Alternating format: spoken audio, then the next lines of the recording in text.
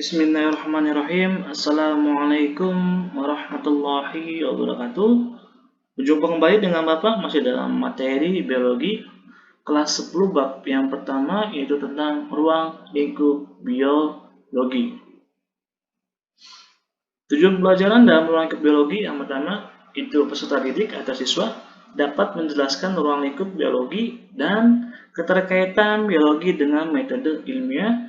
Kemudian yang kedua, mendeskripsikan objek-objek dan persoalan biologi pada tingkat molekul, sel, jaringan, atau sebut juga dengan yang namanya tingkat organisasi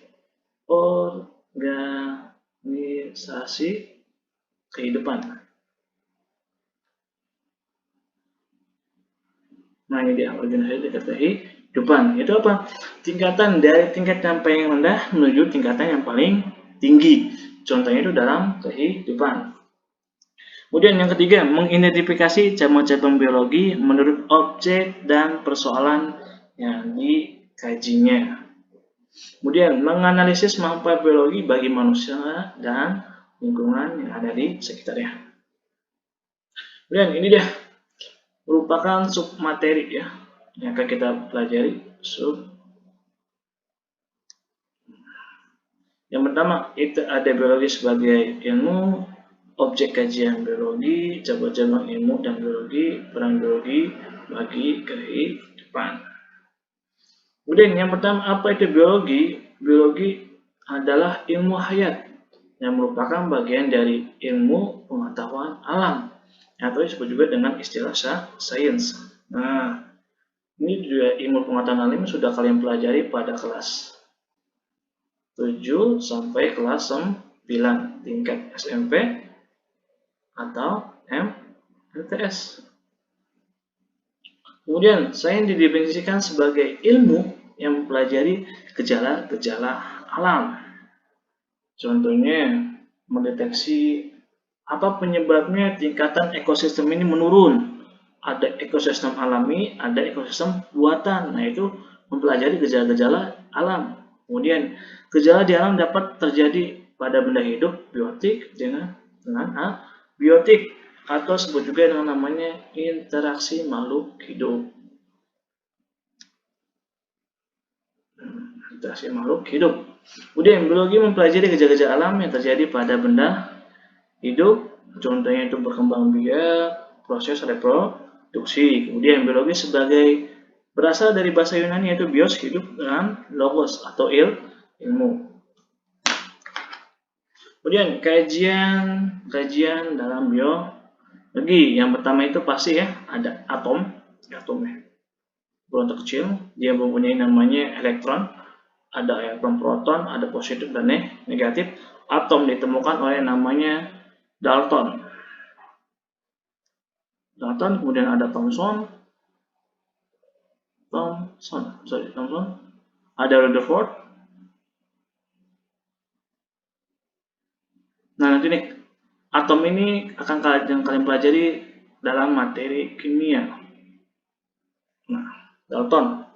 Nanti di sini itu terdapat namanya bilangan kuantum. Bilangan kuantum mengenai golongan berapa, periode berapa. Nanti di situ di dalam mata pelajaran kimia. Kemudian lanjut memiliki namanya sel. Jika sampai yang rendah, ini sama ya, kajian biologi ini contohnya seperti ia adalah organisasi dalam kehidupan.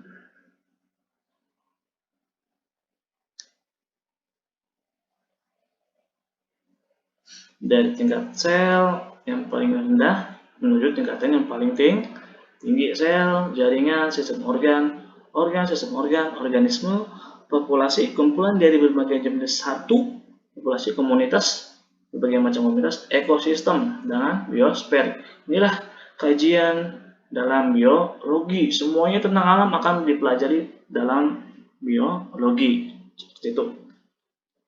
Kemudian dia cabang-cabang ilmu dalam biologi. Nah, ini dia nih. Kemudian kriteria pemilahan. Kemudian ada tingkat organisasi kehidupan. Jadi contohnya itu biologi molekuler, genetika, dan sitologi. Ini akan kalian pelajari cabang-cabang biologi yang ini nih.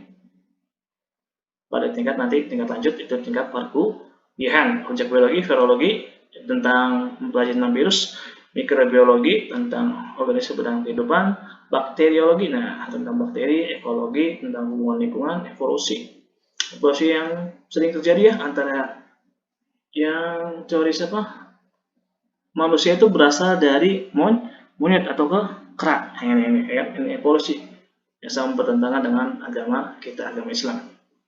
Kemudian biologi perkembangan dan embriologi. Nah ini sistem reproduksi.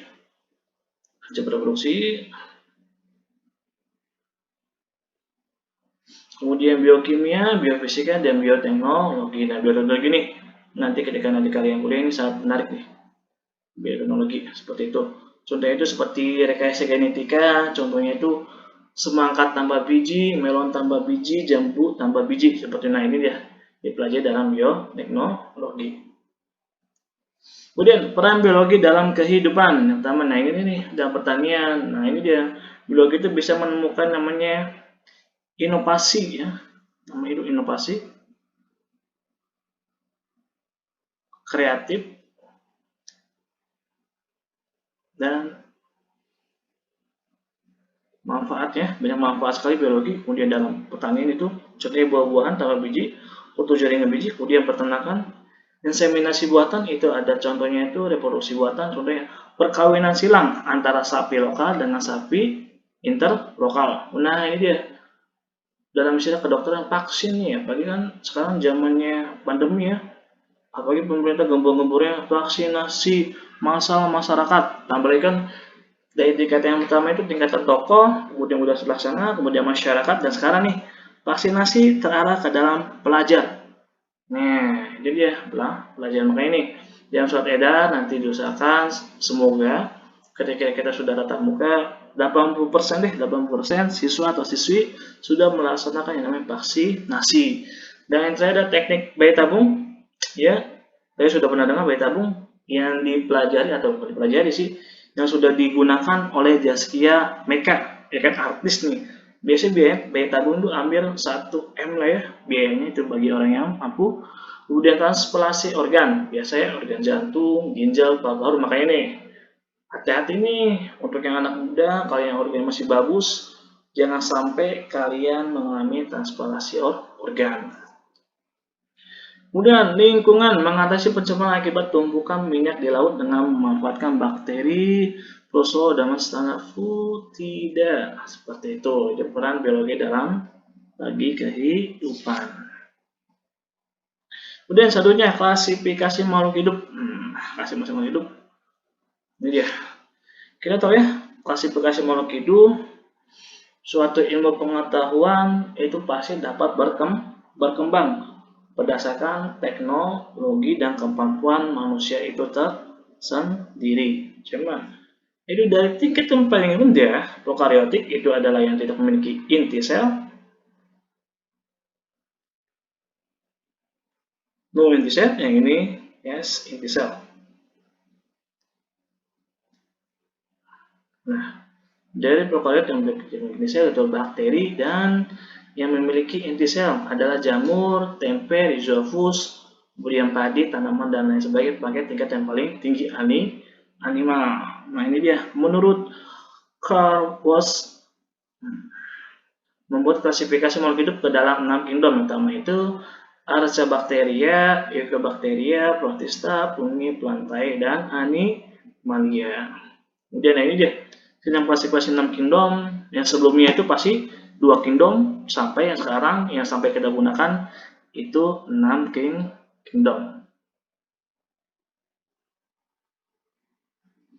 Kemudian kita ketika kalian melakukan penelitian biologi itu pasti kalian menemukan namanya pemecahan masalah biologi dengan metode ilmiah. Yang pertama itu kalian pasti melakukan yang pengamatan menggunakan contohnya Ardenium. Ardenium itu seperti tanaman hias ya. Itu kembang Kamboja atau kembang maju kan? Kembang Kamboja. Nah ini dia. Jadi bentuk, ukuran, dan tekstur. Kemudian pertanyaan jelas ya. Pertanyaan itu yang sudah belajar bahasa Indonesia, ada yang namanya 5W plus 1H. Nah, ini dia pertanyaan yang sering banyak digunakan dalam istilah bahasa Indonesia. 5W plus 1H. Mengapa warna mahkota bunga dan suatu tanaman tidak sama? Kemudian hipotesis, itu kesimpulan awal. Kemudian prediksinya itu memperkirakan ya. Kemudian eksperimen. Kemudian selanjutnya itu prosedur keselamatan kerja di laboratorium. Yang pertama, pengenalan alat-alat laboratorium. Ada yang pernah lihat alat-alat yang ada di sini, anak-anak? Ada pernah lihat? Dan kemudian ada yang pernah menggunakan. Nah, itu pertanyaan yang paling penting tuh. Adakah yang pernah menggunakan? Tidak ada? Oh, ya, nanti akan insya Allah ketika kita tatap muka, insya Allah kita akan menggunakan alat-alat yang ada di sini, baik itu fungsi dan tugasnya masing-masing akan kita pelajari. Nah, ini dia mana bahan-bahan laboratorium yang paling kalian cuma mengenal yang namanya boraks, ya kan? Kemudian apa? Formalin. Boraks, formalin. Kemudian yang untuk obat bius yang ada di film-film tuh yang namanya chloroform. Apakah yang tahu chloroform? Nah, ini dia. Chloroform ini merupakan obat bius yang ada di film-film tuh. Nah, ini cukup mahal ya.